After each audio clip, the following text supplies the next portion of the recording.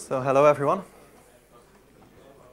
This presentation will be on PGQL, our property graph query language. So we started PGQL roughly 2.5 years ago when we wanted a query language for our graph analytics engine PGX that we are developing at Oracle Labs. This presentation will first be an introduction on PGQL for people who are not familiar with it. We presented it for the first time, I think, 1 year ago in New York at the TUC. But since then, there have been some changes to the language, which I will discuss. And then I'm also going to compare it to the proposals that came out of the LDBC task force that Hannes just presented about. There has been some good ideas that we took into account when we made design decisions for PGQL, and also we made some progress in PGQL and proposed some ideas to the task force. And finally, some future directions. So this is an overview of PGQL. So there's 3 core features. So first, we want to align it with SQL, not only in terms of syntax, like we want to follow SQL group by, aggregations, order by, limit, offset. But also semantically, we want to align it as close as possible to SQL so that you can translate between the 2 languages. PGQL is based on graph pattern matching, just like other graph query languages like Cypher, Sparkle. And graph pattern matching allows you to define a fixed pattern with a fixed number of vertices and edges. And then you match this pattern against the data graph. But then the third feature is recursive path query. So there you have an arbitrary number of vertices or edges between two vertices. For example, you can use this for use cases such as detecting circular cash flow or network impact analysis. So the specification of PGQL is, you can find it online at pgql-lang.org. And we have an implementation of PGQL 1.0 in our in-memory graph analytics engine, PGX. And we also have an open source front end, which is basically a parser plus some error checks, such as whether variables are undefined or not. So here we see a basic PGQL query. So in the where clause, we do the pattern match. So here we match a vertex v1 with label person and a property name with value amber. And then it is an outgoing edge with label friend of into another vertex v2. So if we match this pattern, which is basically finding friends of amber, people who are known by friends of amber, then vertex 1 will match with v1 will match with 100, and v2 with 200, and v3 with 300. So there's only one pattern match here. So obviously, in the where clause, we see some clear resemblance with Cypher, the way Cypher syntax. But there's some slight differences in semantics, which I will go into later. But especially where PGQL differs a lot is its support for regular path query. So this is the syntax we're proposing. So regular path queries are basically, like Hannes already explained, they are regular expressions over your graph. And typically they are recursive. For example, if we look into this graph, it shows people with has mother, has father relationships and likes relationships. And what we want to do is, given person Andy, which is over here, we want to find all his ancestors. And then we want to find people Y who have the same ancestor as Andy. So an ancestor relationship is basically multiple has-parent relationships. So what you can do is you first declare a path pattern at the top of the query. And basically a has-parent relationship is either has-father or has-mother edge. And then once you have defined it at the top of the query, you can insert it in the where clause to compose the graph pattern out of the path pattern, and then you can repeat it. So if we match this query on this data graph, you will see, for example, one of the matches is Andy, who has the same ancestor, Paul, as Rita. So these two have the same ancestor, which is Paul. Here's another example of regular pet query. So we have an electric network. This is a device. The squares are devices, and then these are connectors. As you can see, one connector connects to multiple devices, and sometimes the connections between them are open, and sometimes they are closed. So what you want to do, for example, is given some source device, which are the devices that are reachable by following only open connections. So you can define a pet pattern. First, you define a connects to relationship, which is an incoming open edge to a connector and then an outgoing open edge into another device. And then you have some source devices. Here we start from all regulator devices, which are these. And then we want to see which are the devices that they can transitively reach. And then in the end, we group by and then count so that we know how many of the devices can be reached from this source device. So if we compare PGQL pet query syntax to SQL, then you see that recursive SQL is, you can express these kind of queries, but it's very ugly. So what are the recent changes to PGQL? So first of all, regular pet queries, which we released, I think, half a year ago. And also some recent change is that we switched the pattern matching semantic from isomorphism to homomorphism. I think we did this just in time before we got before we had to be backwards compatible. It would have been a lot harder nowadays, I think. So the problem with isomorphism, there's a restriction of isomorphism that two query vertices, such as F1 and F2, are not allowed to match to the same data vertex. So here this query finds all functions that are called by function factorial. So it's a code graph. If you look into the graph, you see that factorial calls itself, recursive call, and it also calls another function factorial helper. If you match this with homomorphism, you get both of the functions calls, whereas with isomorphism, you would only get one because F1 and F2 won't map to 100. Yeah, a little bit more about this issue. So actually, we found isomorphism initially to be more intuitive, especially first-time users. They liked this idea, especially because with homomorphism, sometimes you would get more results than you initially expected. For example, you would search for friends of John, and suddenly it would return John as well because the friend may have a reverse edge to John. But then, in the end, we decided for isomorphism. First of all, because homomorphism is more powerful. There's not this restriction, no restrictions. Also, both have the same complexity, but the problem with isomorphism is that if you would apply it to recursive pet queries and you would say every vertex along paths have to be different, then you get this blow up of query evaluation. So simple queries that would be able to run in polynomial time, for example, would suddenly run in exponential time.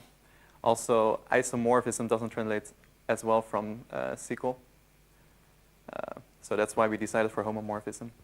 We still plan to introduce some sort of function that makes it easy to do isomorphism. For example, we want to avoid having too many of these non-equality constraints. So if with a function all different, we can avoid this. So how does PGQL compare to LDBC's GraphQL proposals? So obviously, there's a lot of smart people in this task force, and we obviously took a good look at their ideas and took some of their ideas in our decisions for PGQL, some recent changes to PGQL. And also we've made a lot of progress with PGQL and proposed some ideas to the task force.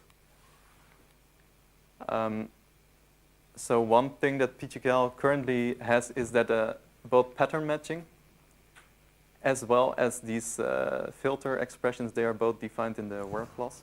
This is very similar to the way Sparkle does it. It also puts everything in a where clause. Some idea that came out from other members of the task force is to split this up, which is more like SQL or Cypher, where you do the pattern matching in a separate clause. And it's nice if you put it in the from clause because this is very much aligned with SQL.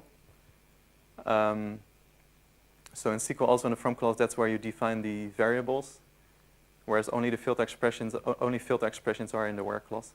And for example, also this person and likes, this kind of corresponds to the tables that you select in SQL, which is also done in the from clause. There's only one disadvantage that we currently see is that in SPARQL it's really nice that you can define both normal patterns and negated patterns inside together. This is a very nice, concise syntax. If we're going to follow more the SQL approach, we're going to end up doing SQL-like not-exist subqueries. And then the not-exist is actually going to turn into a explicit subquery. As you can see, it's a lot less concise. I think it's actually very hard to make some sort of syntactic sugar for this. I think it would be very hard to build something like that into the language, because then there would be two ways to define the same thing, which isn't too nice. What about how to add like negative patterns in the from clause? Yeah, this is complicated, because if you put them in the from clause and you want to put filter expressions on them, where are you going to put those? Are you going to put those in the from clause too? Because it's kind of a nested thing, so somehow the filter expressions have to be together with the negative pet pattern, and then it's going to be kind of weird. It's going to be yeah. I wouldn't know how to do this. If you want to be parallel to SQL, you would then turn the question around and say, when you have the set difference in the from clause in SQL. Yeah, that would be the equivalent, yes. I'm looking for syntactic sugar. Yeah.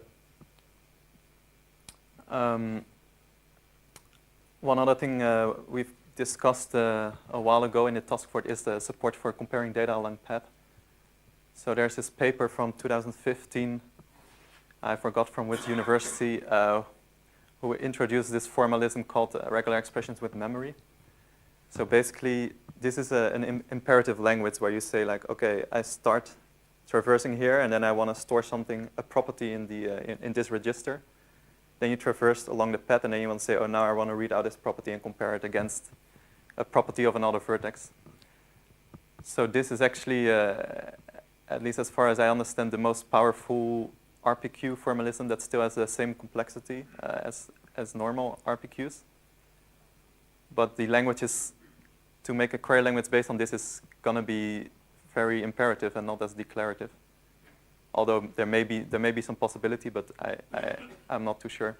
So one way to handle comparison using this pet syntax that we propose with PGQL is to have this where clause also together with pet. So here we compare two properties of these different vertices in the pet. So what this query is doing is starting from some source node power generator x29. We want to find all vertices y that are reachable via some path, such that all the vertices along the path have the same voltage. This is actually, it is a subset of REM, but it's a lot more declarative. And the nice thing is also that you can process these kind of queries in both directions. So you can start either from x and then go to y, or from y and then to x, which is kind of nice for query. This is kind of the way declarative query languages should work. I think they should say like declare what you want to find and not how you want to find the pattern. But this would impose certain restrictions on what kind of predicates you can use. There must be monotonous or something. So there's not really a restriction. For example, one thing you would be able to do with this REM is you would be able to access properties. Let's say you start from x. You would be able, when you traverse these edges, to access properties from x here. Whereas at the moment you can only access the properties within one repeated segment. Yeah. So it's more limited a little bit.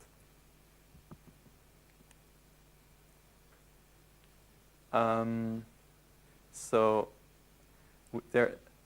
basically there have been last few months there have been 2 proposals from the group.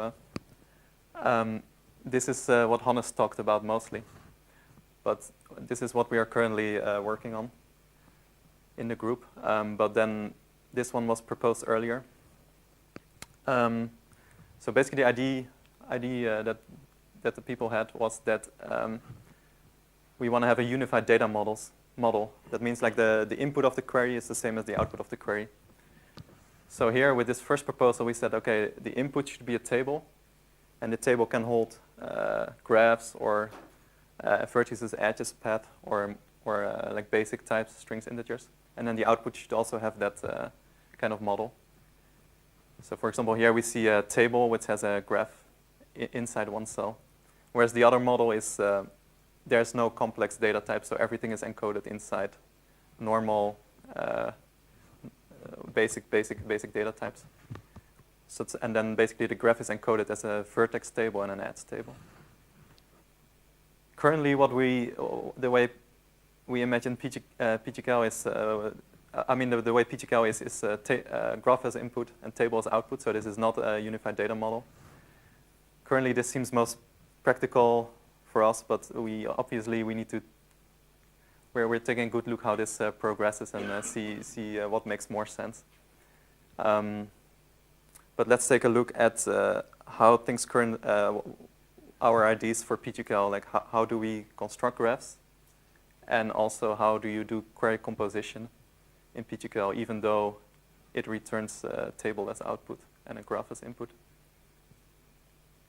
So this is not part of PGQL 1.0, so it's not implemented by us yet. But what we imagined is have a graph production pattern inside the select clause. So here we first match all the has-father edges, so there's 2 of these edges here. And then we construct a new graph from these matches. So because there's 2 matches here, we construct 2 graphs. So here we see we need some way to define from what graph things come from, so social network graph. And we also want to be able to give new names to graphs that are produced. Right, but this is returning 1 graph per pattern match. But more often you want to aggregate all these results together inside one big graph. For example, Spark Construct is doing this. It takes all the data together and puts it in one graph. So we wanted to introduce this fusion aggregate, which basically puts all these graphs together and then returns a single output graph. And you can also use this if you would have a group by, just like other aggregates that work in combination with group by. This fusion aggregate also would work in combination with group by, and it would return 1 graph per group. And the way you can compose queries is, for example, you have a subquery that returns a graph. So this subquery matches all likes edges, which are all the red edges. And then with the fusion, it creates a single graph, so it would be this graph.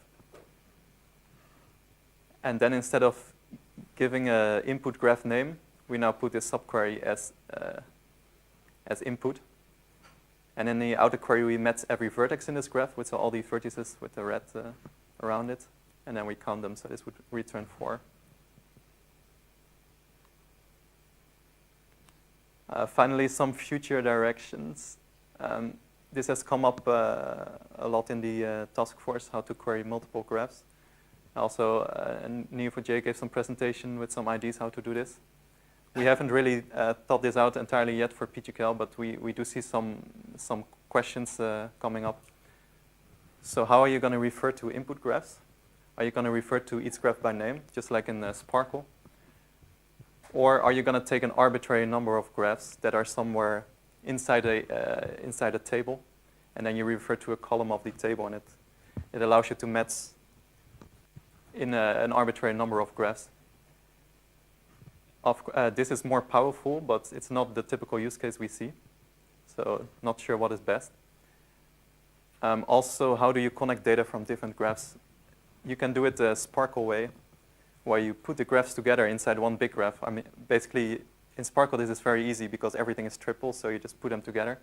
And also because in Sparkle, we have these RDF URIs. So basically, if you know there's two RDF URIs in different graphs, you know they correspond to the same vertex.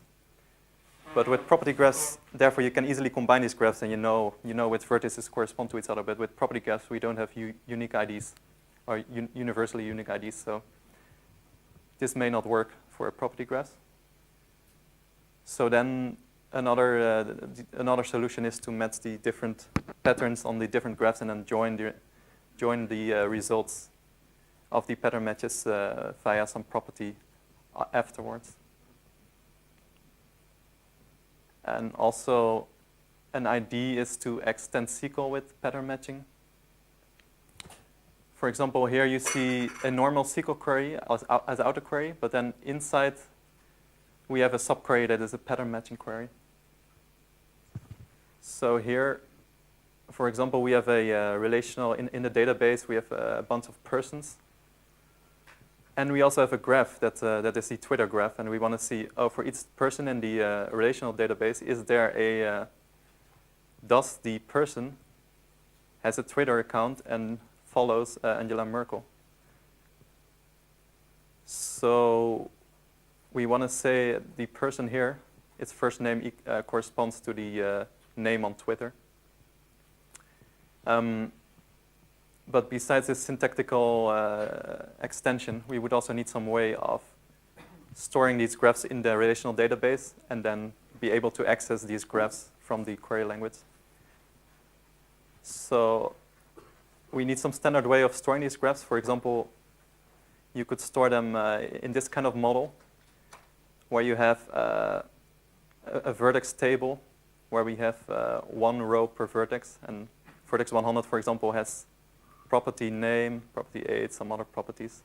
Or you can also store it in a more structured way. So you can say vertex 100, unstructured, like this supports, this is a more flexible way of storing things.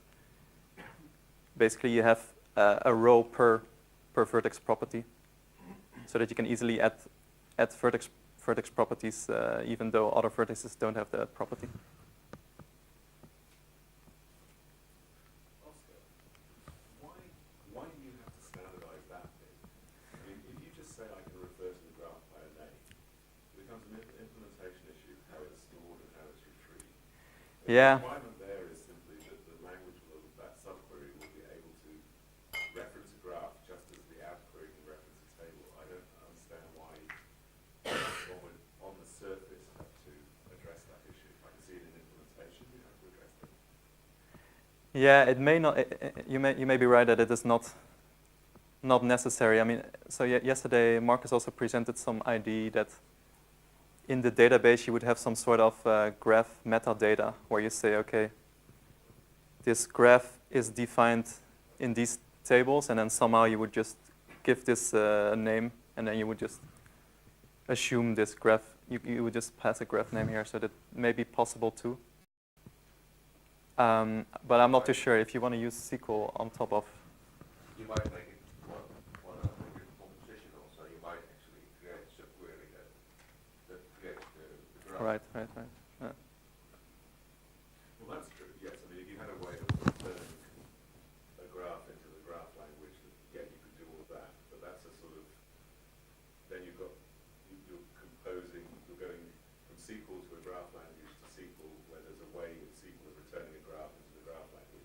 I mean, I can see that, but again, that's you don't have to show an exposal of that. You could simply say, we're going to stop at the point where we've got a named graph, and it's an implementation issue how that's actually been arrived at, that's been actually understood. Well, I think maybe you separate the proposals. Maybe you have a proposal for graph extensions to SQL, assuming you have a graph. But then I think you still need proposals of standardizing how a SQL engine would create a graph. Otherwise, then you have this issue of like, okay, I'm using this database to store my tables. Now I want to feed it into this other thing that is expecting named graph. So how do these things kind of work together, right? So we need some ways of standardizing. I'm done. So. And there might be different ways, right? We need at least some ways of going from tables to graph and vice versa.